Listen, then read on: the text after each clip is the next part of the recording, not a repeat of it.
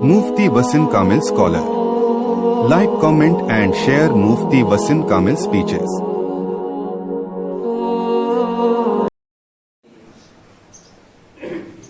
جو اللہ کو اپنا بندہ بنا لے، اپنا آقا اور معبود سچے پکے انداز میں قبول کر لیتا ہے اور اللہ کو اپنا لیتا ہے تو وہ پکا مومن ہے اور جنت بھی جائے گا۔ اس لیے سورت میں مومنین کی صفات کو اللہ تعالیٰ نے بیان فرمایا کہ اہل ایمان کے اندر یہ 7 صفتیں ہوگی۔ اگر کوئی مکمل طور پر ان صفتوں کو اپنائے گا، اپنی زندگی کے اندر لائے گا، تو وہ صحیح معنوں میں مومن ہے، ایمان والا ہے اور وہی کامیاب ہو جائے گا۔ پہلی صفت بتائی کہ نماز خشوع و خضوع کے ساتھ میں ایمان والے پڑھتے ہیں، نماز پڑھتے ہیں خشوع خضوع کے ساتھ میں پڑھتے ہیں، جب بھی نماز پڑھتے تو ادھر ادھر نہیں دیکھتے اور ایسے کام نہیں کرتے جو نماز کے اندر خلل ڈالنے والے ہیں۔ کہ مومن ایمان والوں کی پہلی صفت ہے نماز پڑھنا۔ نمبر 2 پر فضول کاموں سے، فضول باتوں سے پرہیز کرتے ہیں ایمان والے، کہ جو ایمان والا ہے وہ ایسے فالتو کے کام بھی نہیں کرے گا اور فضول باتوں سے بھی اپنے آپ کو بچائے گا اور اپنا تزکیہ کرتے ہیں برے اعمال سے اور برے اخلاق سے اپنے آپ کو بچاتے ہیں، لوگوں کے ساتھ اخلاق سے پیش آتے۔ اس کے بعد میں اپنے شرمگاہوں کی حفاظت کرتے ہیں، یعنی گناہ کے کام، زنا کے کام وہ نہیں کرتے اور امانتوں کے اندر خیانت کرتے ہیں۔ جو بھی چیز ان کے پاس میں بطور امانت کے رکھی جاتی ہے، چاہے مال ہو چاہے کوئی بھی چیز ہو، وہ اس کے اندر خیانت نہیں کرتے اور جو وعدہ کرتے اس کو پورا کرتے ہیں۔ کسی سے وعدہ کیا کسی کام کے کرنے کا کہ انشاءاللہ میں کام تمہارا کر تو دوں گا، تو وعدہ کر لیا، اب وعدے کو پورا کرو۔ اور آخر میں فرمایا 7 نمبر پر کہ نماز کی پابندی کرتے ہیں، نماز کی پابندی کرے گا۔ اب ہم کو یہ چند باتیں جو ہمارے سامنے ایمان والی کی صفات ہیں، اب ہم کو غور کرنا ہے کہ یہ 7 صفتیں ہمارے اندر ہے یا نہیں۔ جو ہے تو اس پر اللہ کا شکر بجا رہا ہے اور نہیں ہے تو ان صفتوں کو اپنے اندر لانے کی کوشش کرنا، جب یہ آدمی صحیح مومن بنے گا۔ تو اس کے بعد میں اللہ تعالیٰ نے حضرت نوح علیہ السلام کی رسالت کا تذکرہ فرمایا۔ حضرت نوح کا قصہ ہم پچھلے بھی سن سکے ہیں، اس سے پہلے بھی سنے ہیں، اور یہاں پر بھی یہی بات ہے کہ نوح علیہ السلام نے اپنی قوم سے کہا اللہ کی عبادت کرو جس کے سوا کوئی معبود نہیں ہے، لیکن قوم نے کیا کیا؟ انکار کر دیا اور انکار کرنے کے ساتھ ساتھ میں مذاق بھی اڑایا۔ کس کا؟ حضرت نوح علیہ السلام کی دعوت کا مذاق اڑایا انہوں نے۔ تو اللہ تعالیٰ نے پھر کیا کیا؟ حضرت نوح علیہ السلام کو حکم دیا ایک کشتی تیار کرو اور جو 80-82 لوگ ایمان کے اندر داخل ہوئے ان کو اپنے ساتھ میں لے لو اور یہاں سے نکل جاؤ۔ تو وہ نہیں ماننے والوں کو اور مذاق اڑانے والوں کو اللہ تعالیٰ نے بارش کا، طوفان کا عذاب برپا کیا اور سب کے سب ہلاک اور برباد ہو گئے۔ اس کے بعد میں بتایا گیا کہ مشرکین کی محرومی کی وجہ کیا ہے۔ مشرک کیوں محروم ہوئے؟ تو ان کی عادت تھی کہ وہ اللہ کے کلام کو سنتے نہیں تھے۔ قرآن شریف اللہ کا کلام ہے، اس کو نہیں سنتے تھے وہ اور دوڑ جاتے تھے، یعنی بھاگ جاتے تھے اور آیتوں کا انکار کرتے تھے۔ اور یہ کام کیوں کرتے تھے؟ کلام نہیں سننا، بھاگ جانا، انکار کرنا، کیونکہ وہ غرور ان کے اندر تھا، تکبر تھا، اپنے آپ کو بڑا سمجھنے کی وجہ سے وہ ایسا کرتے تھے۔ اور یہ لوگ رات کو محفلیں سجا کر قرآن کے بارے میں بےہودہ باتیں کیا کرتے، رات کو بڑھ جاتے تھے 10-12 جنے 20 جنے، وہ قرآن ایسا ہے، وہ کلام ایسا ہے، اس پر تبصرہ کرتے۔ تو یہ گندی عادت تھی اور رات کو بیٹھ کر قصے کہانیاں سناتے رہتے تھے۔ اللہ کی آیتوں میں، نبی کے باتوں سے ان کو کوئی دلچسپی نہیں تھی اور انہیں بےہودہ حرکتوں کی وجہ سے ایمان جیسی عظیم الشان نعمت سے محروم ہوئے۔ اللہ نے ان کی ایمان نہیں کیا۔ آج ہمارے بھی حال قریب قریب ایسی ہے۔ ہمارا معاملہ یہ ہے، اگرچہ ہم انکار نہیں کرتے لیکن ہم کو بھی قرآن شریف سننا جان پڑ رہا ہے۔ اب دیکھو رمضان کا مبارک مہینہ چل رہا ہے تو اس میں ہم بجائے تراویح پڑھنے کے ادھر ادھر بڑھ جا رہے ہیں، کیوں؟ ان کو قرآن سننے کو جو ہے تکلیف ہو رہی ہے اور قرآن سننے کے دل نہیں چاہ رہا ہے۔ ایسے کفاروں کا بھی دل نہیں چاہتا تھا، وہ بھی دور بھاگ جایا کرتے تھے۔ تو ہم بھی انہی کے قریب قریب آئے. ہمارا معاملہ بھی ہے. حالانکہ قرآن کی جب بات آئے، سنانے کی سننے کی بات آ جائے تو ہمارے دلوں میں دلچسپی پیدا ہو جاتی ہے اور ہم اس کو سننے کے لیے مستعد یعنی تیار ہونا چاہیے تھا، لیکن ہمارے اندر وہ دلچسپی نہیں ہے. تو اب اس سے سمجھنے کی بات ہے کہ ہمارے اندر ایمان کس درجے کا ہے وہ سمجھنا ہے، کیونکہ اللہ کے کلام کو سن کر ایمان کے اندر اضافہ ہوتا ہے اور ہم اللہ کا کلام سننا بھی نہیں چاہتے، اس کو سمجھنا بھی نہیں چاہتے. اس لیے آج یہ ہماری نوعیت بن چکی ہے. تو یہ محروم کیوں ہے؟ اس لیے ہوئے کہ اللہ کے کلام کو سنتے نہیں تھے. اور ہم بھی کیوں ذلیل و خوار ہو گئے؟ قرآن کو چھوڑنے کی وجہ سے ذلیل و خوار ہو، جیسا کہ علامہ اقبال نے کہا. اس لیے قرآن کو، اللہ کی کتاب کو ہم کو مضبوطی سے پکڑنا ہے.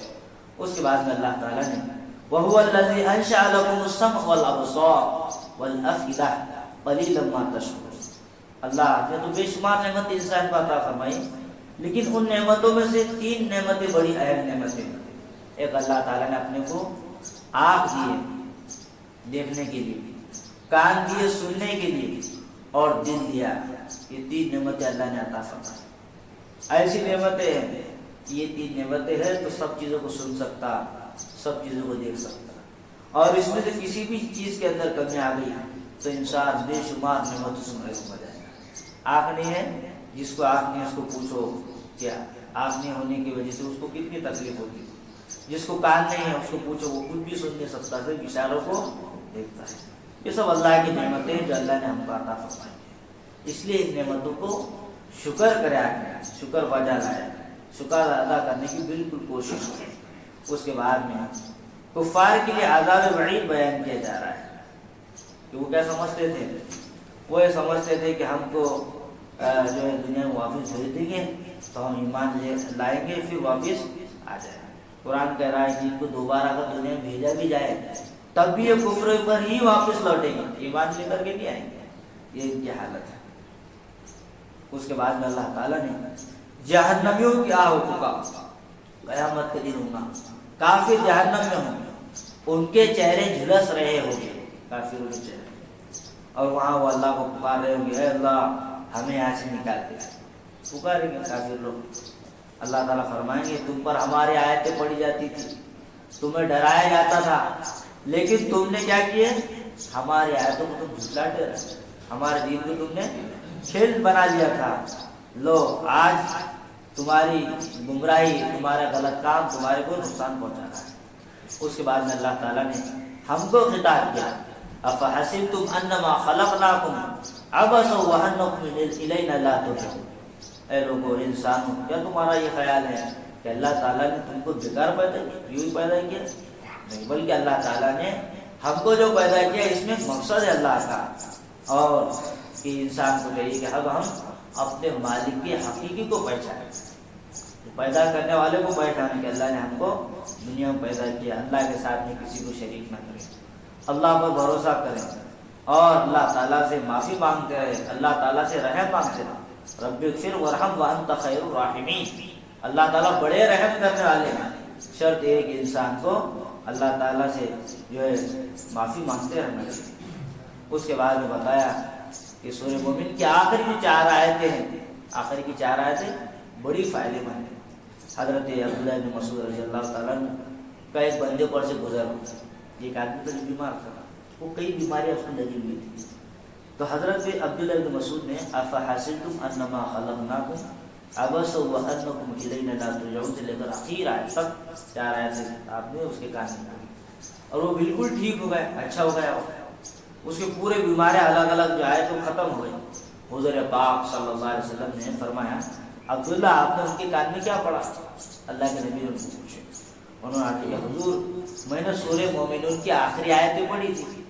نبی نے فرمایا اگر کوئی مکمل یقین کے ساتھ یہ آیتیں پڑھے تو یہ آیتوں کا اثر، اس کی تاثیر یہ ہے کہ اس کے پڑھنے کی وجہ سے پہاڑ بھی اپنی جگہ سے ہل سکتا ہے.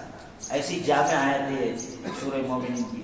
اس لیے اس کو ہم پڑھ کے اس کو یاد کر لینا، اس کو پڑھنا، اور اگر ہم زبانی نہیں پڑھ سکتے تو اس کو دیکھ کر کے پڑھنے کا کام.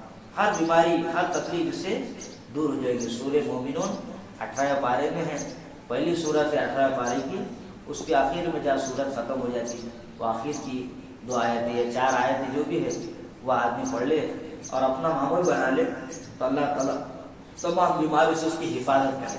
جو بیمار رہتا تو اس کے کان پہ پڑھ لیتے کہ جیسے عبداللہ بن مسعود رضی اللہ تعالیٰ نے پڑھا. اس کے بعد میں اللہ تعالیٰ نے سورہ نور، یہ سورہ نور بھی بڑے جامع احکام اور مسائل اس کے اندر بیان ہیں، بڑے جامع احکام ہیں. اور معاشرہ فحاشی سے، برائی سے، عفت عصمت اور تمام چیزیں کیسی اس میں کنٹرول میں آئے گی اور کیسے پاک بازی ماحول کے اندر پیدا ہوگی اس کا تذکرہ ہے. سب سے پہلے الزانیۃ والزانی فجلدوا کل واحد منہما مئۃ جلدہ. اگر کوئی زنا کر لیتا ہے نوجوان بچہ یا بچی، تو جہاں پر اسلامی حکومت رہے گی تو وہ ان پر کوڑے لگائے جائیں گے. میت بولتے 100 کوڑے ان کو مارے جائیں گے اس گناہ کے بدلے میں.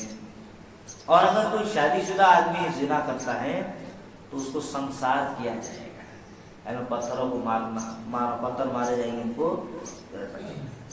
تو یہ زنا کی مذمت اس میں بیان کی اور معاشرے کو بتلایا گیا کہ وہ اس عمل سے اپنے آپ کو بچا لے. ورنہ زنا، یہ زنا کرنے والا جب زنا کرتا تو اس کی وجہ سے اس کا ایمان اس سے نکل جاتا ہے. اس کا ایمان نکل جاتا. کیسا ہو جاتا؟ جیسے ہم بارش کے موقع پر دیکھتے کہ چھتری لے کر کے آدمی راستے سے چل رہا ہے تو اتنے اوپر نکل کر کے آ جاتا، اس کے اتنا برا عمل ہے زنا. اس لیے اس سے بچنا ہے، معاشرے کو بھی بچانا ہے. اور کسی کے بارے میں معلوم ہو گیا کہ یہ زنا اس نے کیا ہے تو جہاں اسلامی حکومت ہوں گی ایک کی بات نہیں مانی جائے بلکہ 4 مرد کی گواہی وہاں پر دی جائے گی اور وہ صحیح گواہی دے دیں گے. پھر وہ بات متحقق ہو گئی، تحقیق سے ثابت ہو گئی، پھر وہ اس پر یہ حد جاری کر دی جائے گی. اس کے بعد میں بتایا والذین یرمون المحصنات ثم لم یاتوا باربعۃ شہداء. اگر کسی پر زنا کا الزام لگا دے کوئی، حالانکہ اس نے نہیں کیا، وہ 4 گواہ پیش کرے. اگر 4 گواہ پیش نہیں کر سکتا تو اس تہمت لگانے والے پر بھی کوڑے لگائے جائیں. دیکھو کتنا فرق ہے. زنا کرنے والا نوجوان بچہ بچی ہے تو ان کو 100 ہے. کسی نے کسی پر زنا کا الزام لگا دیا اس کو 80 کوڑے مارے جائیں گے، 20 کوڑے کم رہیں گے زنا کرنے والے کے مقابلے. تو یہ ہے. اور وہ مرد تو شہادت ہو جائے گا، اب کبھی بھی اس کی گواہی قبول نہیں کی جائے گی کیونکہ اس نے ایک انسان کو پھنسانے کے لیے جھوٹ بول دیا. اس لیے اس سے بھی اپنے آپ کو بچنا ہے. اس پر الزام لگانا، کسی بھی چیز کا الزام لگانا، تہمت لگانا، تو یہ بڑا سنگین معاملہ ہے، اس سے بچنا چاہیے. اس کے بعد میں واقعی عفق کی یہاں پر آیتیں نازل ہوئی. حضرت عائشہ رضی اللہ تعالیٰ عنہ کے بارے میں کہ آپ ایک سفر میں گئے تھے اللہ کے نبی کے ساتھ میں. جب قافلہ روانگی ہو گئی، قافلے کے روانہ ہو گیا تو حضرت عائشہ رضی اللہ تعالیٰ عنہ کسی اپنی حاجت کو پورا کرنے کے لیے گئی. قافلہ روانہ ہو گیا، آپ وہیں رہ گئی. تو بعد میں حضرت صفوان رضی اللہ عنہ، حضرت صفوان وہ اونٹ پر سوار ہو کر قافلے کے ساتھ مل گئے. لیکن عبداللہ بن ابی جو نبی کریم صلی اللہ علیہ وسلم کا ازلی دشمن تھا، اس نے اس طرح باندھ دیا، اس طرح بلند جھوٹ گھڑا اس نے اپنی طرف سے اور ام المؤمنین حضرت عائشہ رضی اللہ تعالیٰ عنہ پر تہمت لگا. بالآخر اللہ کے نبی کی لاڈلی بیوی کی برات کا اعلان فرمایا قرآن نے، اور آپ کی عصمت اور پاک دامنی کا بھی تذکرہ ہوا اور کہا گیا ھذا بہتان عظیم. یہ بڑا الزام حضرت عائشہ رضی اللہ تعالیٰ عنہ پر ان لوگوں نے مانگی. منافقین نے کرے تھے کہ وہ کچھ سیدھے سادھے صحابہ بھی ان کی باتوں میں آ گئے. اب ہم بھی دیکھتے معاشرے میں ایک اندر بہت زیادہ ہوشیار آدمی رہتا، وہ کیا کرتا اپنے نظریات لوگوں کو دلوں میں بٹھا کر کے اپنے فیور میں ان کو لے لیتا. تو وہ ایسا انہوں نے کیے. اللہ کے نبی کے زوجہ کے ساتھ آیت نازل ہوئی کہ حضرت عائشہ بے قصور ہے، ان کا کوئی غلطی نہیں ہے. اس کے بعد میں اللہ تعالیٰ نے جو ہے منافقین کے پروپیگنڈے اور سادہ مسلمانوں کو کیسے انہوں نے بہکا دیا اس کا تذکرہ کیا ہے. اور مکانات میں داخل ہونے کا حکم بتایا. دیکھو کسی بھی گھر میں داخل ہو لا تدخلوا بیوتا غیر بیوتکم، کہ داخل ہو رہے تو سب سے پہلے اجازت لے کر کے داخل ہو. جس میں اجنبی لوگ بھی رہتے ہیں، کچھ رشتہ دار بھی ہے، خواتین بھی رہتی، اجازت لے. اور اگر کسی رہائشی پذیر مکان ہے اس کا معلوم نہیں ہے یہاں کون رہتا کون نہیں رہتا تو وہاں پر بھی پوچھ پاچھ کے جانا ہے. اور نمبر 4 پر بتایا وہ مکان جو رہائش کے لیے نہیں ہے، جیسے مسجد ہے، خانقاہ ہے، مدرسے وغیرہ ہے، تو یہاں پر پھر اجازت دینے کی ضرورت ہے کیونکہ یہ عام جگہ ہے. تو عام جگہوں میں ڈائریکٹ بھی چلا جائے گا آدمی تو کوئی حرج نہیں. لیکن جہاں پر لوگ رہتے مستورات رہتی ہے، اپنے گھر خود کے گھر میں بھی اگر مختلف قسم کے لوگ رہتے ہیں اور کسی کمرے میں آدمی داخل ہو رہا ہے تو آواز دے کر کے داخل ہو سکتا ہے کہ کوئی مستورات ہے وہ دروازہ کھلا چھوٹ گیا ان کے ہاتھ سے اور وہ کپڑے بدل رہے ہو اور ہم بغیر پوچھے اندر چلے جائیں گے تو یہ اچھا معاملہ نہیں ہوگا. اس لیے گھروں میں بھی ہم رہتے ہیں تو وہاں پر بھی دیکھ دکھا کر کے کسی کے کمرے میں کسی کے دوسرے کے حجرے میں اجازت لے کر کے جانا چاہیے. 3 مرتبہ اجازت دیں اور اگر اجازت مل جائے تو پھر جائے. اگر اندر سے آواز نہیں آ رہا تو پھر وہیں پر ٹھہر جائے، یہ تھوڑی دیر کے بعد میں واپس آئے. تو یہ بتایا. اس کے بعد میں بتایا قل للمؤمنین یغضوا من ابصارهم ويحفظوا فروجهم ذلك ازکى لهم ان اللہ خبیر بما یصنعون. اپنے آنکھوں کی حفاظت کرنے کا اللہ نے حکم دیا. شرموا کی حفاظت، مردوں کے جیسا مرد ہے تو اس کو نامحرم کو دیکھنا اس کو جائز نہیں. ایسی نامحرم عورت ہے اس کو بھی مردوں کو دیکھنا جائز نہیں. آدمی کے لیے ایک کام ہے تو عورت کے لیے 2 کام. ایک تو آدمی کا کام یہ ہے کہ وہ دوسری مستورات خواتین کی طرف نہ دیکھے. عورت کے لیے 2 کام ہے کہ وہ اپنے چہرے کو چھپا کر کے رکھے اور مردوں کی طرف نہ دیکھے. اور تیسری بات بتائی کہ وہ پردے کے ساتھ میں زندگی گزارے، اپنے چہرے کی حفاظت اور چیزوں کی حفاظت کرے. ہاں اشد ضرورت ہے جیسے ہاتھ کھلے رہ جاتے پر تو یہ اپنی جگہ پر ہے. اگر ان چیزوں سے فتنہ ہو رہا ہے تو پھر اس کو بھی چھپانے کا حکم دیا جائے گا اگر اس کے ذریعے سے فتنے رونما ہو رہے ہو. اس کے بعد میں بتایا گیا کہ اللہ تبارک و تعالیٰ آسمان اور زمین کا نور ہے. اس آیت میں اللہ نے اپنے کو نور اور نور ہدایت کی مثال دیا. جیسے ایک چراغ ہے، تاکچہ ہے، اس کے اندر چراغ لگا ہوا ہے تو وہ کیسے اس کے پورے احاطے کو کیا کر دیتا ہے، روشن کر دیتا ہے. ایسے اللہ کا نور پوری دنیا پر حاوی ہو جاتا ہے. ایسا اللہ کا نور ہے. اس کے بعد میں اللہ تعالیٰ نے دوسری قسم کے کفار کے اعمال کا تذکرہ فرمایا. ان جو آخرت کو ایمان نہیں رکھتے ان کی مثال ایسی جیسے بہت گہرا سمندر، بہت گہرائی والا سمندر ہے، اس میں اندھیرے ہیں، اس کے اوپر ایک موج ہے، ایک موج آتی پانی کی تھپڑا آتا، پھر اس کے اوپر ایک اور موج آ رہی ہے، پھر اس کے اوپر بادل ہے. اب اتنا اندھیرا ہوا تو آدمی کو اپنا ہاتھ بھی نظر نہیں آتا. یہ کفار کی مثال ہے. کفر کے اندر اتنے اندھیرے میں چلے گئے کہ ان کا کفر بھی نظر نہیں آ رہا. پھر بتایا کفار کی بنیاد 4 باتوں پر ہے. اگر کوئی 4 باتوں کا اہتمام کرے تو کامیاب ہو جائے. کامیابی کی بنیاد، کامیاب ہونا اپنے کو ہے تو 4 باتیں. نمبر 1 اللہ کی اطاعت اور اس کے تعلق سے فرائض کے ساتھ جو فرائض اس پر بھی ہے. نمبر 2 رسول کریم صلی اللہ علیہ وسلم کی اطاعت، اللہ کے نبی کو ماننا اور اللہ تعالیٰ سے ڈرتے رہنا اور مستقل اپنے اندر تقوی کو پیدا کرنا. 4 باتیں. اس کے بعد میں اللہ تعالیٰ نے 3 اوقات میں اجازت لینے کا حکم دیا گیا. یا الذین آمنوا یستأذنکم الذین ملکت ایمانکم، کہ بڑوں کے متعلق حکم تھا کہ کسی گھر میں بغیر اجازت کے داخل نہ ہو. اب یہاں غلام، لوڈی، چھوٹے بچوں کے متعلق حکم ہے. 3 اوقات میں ان کو بھی گھروں اور کمروں میں بغیر اجازت کے داخل نہیں ہونا چاہیے. 3 وقت بتائے کیونکہ انسان ان اوقات میں بے تکلفے میں ہوتا ہے. وہ اپنے کپڑوں پر جو ہے اپنے بدن سے کپڑوں کو ہٹا دیتا ہے، تنہائی چاہتا ہے تو ان کے داخل ہونے سے پہلے بے پردگی بھی ہوتی ہے، ناپسندیدہ بھی ہوتا ہے. اس لیے حکم فرمایا کہ 3 اوقات کون سے؟ نماز فجر سے پہلے، یہ سونے کا ٹائم رہتا، پھر ہاتھ میں ہو جاتا. دوپہر کے وقت اور نماز عشاء کے بعد. دوپہر میں تو قیلولہ کر رہا ہے وہ اور کسی وجہ سے اپنے سطر کو کھول دے رہا ہے تو وہاں پر بھی نہیں داخل ہونا. اور نماز عشاء کے بعد بغیر اجازت کے گھروں یا کمروں میں داخل نہیں ہونا. آدمی رات کو سوتے وقت کپڑے بدل کر کے سوتا ہے اور یہ تھوڑے کپڑوں میں سوتا ہے تو وہاں پر بھی بتایا گیا. اس کے بعد میں اللہ تعالیٰ نے بتایا معذورین کے بارے میں، لیس علی الاعمى حرج ولا علی الاعرج حرج ولا علی المریض حرج ولا علی انفسکم ان تأکلوا من بیوتکم او بیوت آبائکم. نابینا ہے، پاؤں سے نہیں چلتے آتا، ایسے لوگ ہیں اور یہ کھانا کھانے سے شرماتے ہیں کہ ہمیں کھانے کی تہذیب نہ ہو، یا معذور سوچتا ہے کہ جگہ زیادہ نہ کھیل لو میں میرے اس عذر کی وجہ سے، اس لیے ان کو ایسے الجھن ہوتی رہتی کہ یہ معذوری کی وجہ سے مجھ طرح کھانے میں ہم سے کم کھائے یا اپنا پورا حصہ نہ دے سکے۔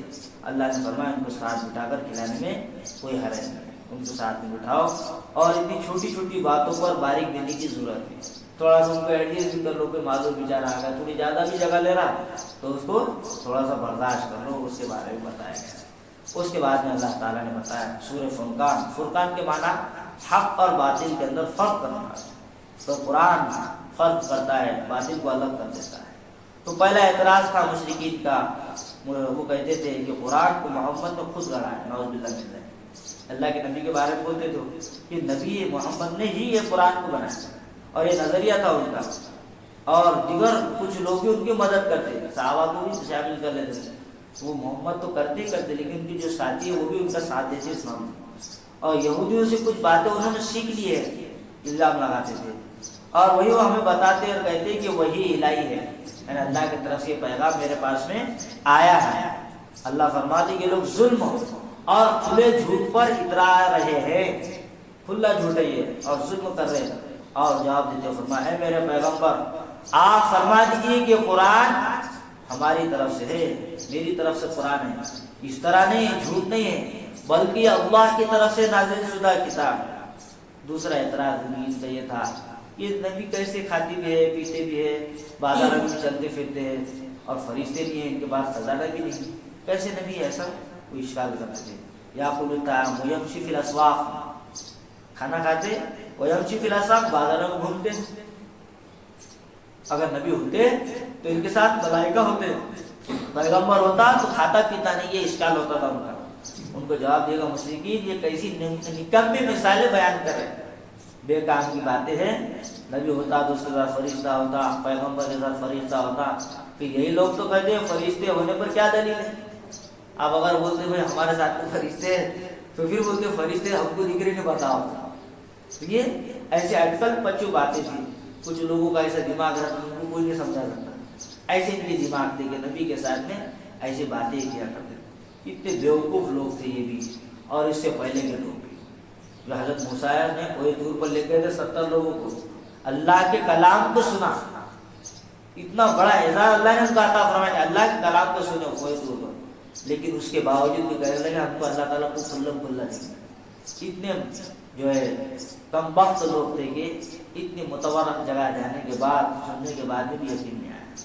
تو ایسے دماغوں پر پردے بڑھ جاتے ہیں کہ آدمی کو حق اور سچ سمجھ نہیں آتا۔ تو قرآن نے کہا کہ اگر فرشتے ہیں بولتے تھے اللہ کے نبی، تو پھر بولتے تھے کہا ہم کو دکھتا تھا، فرشتے کے ذریعے تو قرآن آیا ہے جبرائیل کے ذریعے سے، تو اس کو مان نہیں رہے کہ قرآن جبرائیل کے ذریعے سے اللہ نے اتارا ہے۔ آخر میں یہاں پر اللہ تعالیٰ نے 18 پارے ختم فرمایا وما ارسلنا قبلک من المرسلین الا انہم لیأکلون الطعام ویمشون فی الاسواق۔ یہ کیسا نبی جو اعتراض تھا ان کا، کھاتا پیتا بازاروں میں چلتا، نبی انسان نہیں ہونا چاہیے؟ ان کا جواب دیا بلکہ فرشتے کو نبی ہونا چاہیے۔